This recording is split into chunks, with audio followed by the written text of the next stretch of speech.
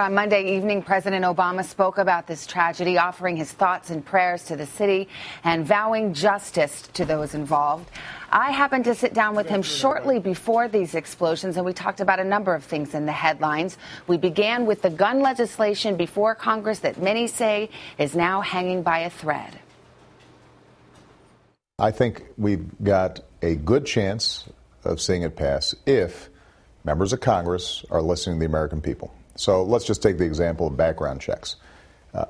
90% of Americans think that we should make it tougher for criminals or people with serious mental illnesses to obtain a gun. And so the notion that Congress would defy the overwhelming instinct of the American people after what we saw happen in Newtown, I think is unimaginable now. You are asking Democrats in conservative states to take a tough vote politically, something you yourself did not do. You didn't run on this in 2008 or 2012, not after Tucson, not after Aurora. Well, I think that all of us had to reflect on what we did or didn't do after Newtown. The question is this potentially difficult politically because the gun lobby is paying attention and has shown no willingness to budge? Then the answer is yes. That's a given. Now, if the question is, what's the right thing to do and what do the American people believe in, overwhelmingly, if that's what's guiding members of Congress during the next couple of weeks, then this will pass. Let's move to North Korea. Is Kim Jong-un unstable? Well, I'm not a psychiatrist, and I don't know the leader of North Korea. What I do know is that the actions they've taken, the rhetoric they've engaged in, has been provocative. It has been condemned across the board internationally, and it's unnecessary because what it's done is, ironically, isolated North Korea further. If they want to rejoin the community of nations, that path is available to them. But this is a cycle of provocation for them, as you well know. Is there something qualitatively different about this time? Well, this is the same kind of pattern that we saw his father engage in and his grandfather before that.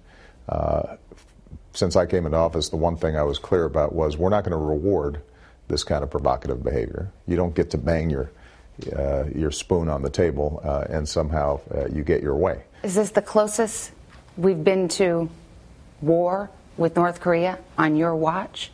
You'll recall that North Korea shot down a South Korean fishing boat. That wasn't just words, that was action. So we've seen this kind of pattern before. I think all of us would anticipate that North Korea will probably make more provocative moves over the next several weeks, but our hope is that we can contain it and that we can move into a different phase in which they try to work through diplomatically some of these issues so that they can get back on a path where they're actually feeding their people. Does North Korea, in your estimation, have the ability to put a nuclear weapon on a ballistic missile? Based on our current intelligence assessments, we do not think that they have that capacity. But we have to make sure that we are dealing with every contingency out there. And that's why I've repositioned missile defense systems to guard against any miscalculation on their part. On the budget, is this your last, best, final offer to Republicans? What I try to do is put forward a budget that I think is a realistic compromise. Would you go farther on entitlement cuts? It does not give Republicans everything they want. Frankly, it doesn't reflect everything that I would like to see. What it does is it puts forward some of the ideas that Republicans had suggested around entitlement reform that I think are reasonable policy. But they say it's not enough. Well, and they say it's not enough to make a deal. Right. Would you go farther? I think that before we go anywhere, right now we've got to see from Republicans what exactly is it that they want to do.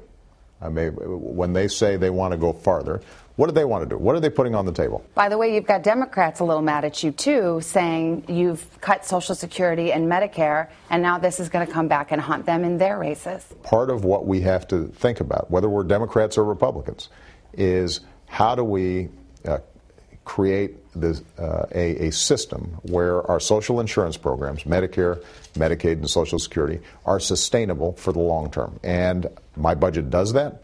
It makes sure that people in need are cared for. But what it also says is, let's make sure that we're not spending it all down now so that the next generation that's paying into the system isn't going to have those same benefits. A lot to talk to the president about, Matt. And of course, we sat down with him just a few hours before all of this happened in Boston. So much going on in the news between the gun legislation, immigration legislation being unveiled. And yet, as we are so often reminded, news events, something like this, changes everything in an instant. Yeah, nothing can be predicted. Now another big issue perhaps on his plate. And I look forward to more of your interview tomorrow, Savannah, here on Today.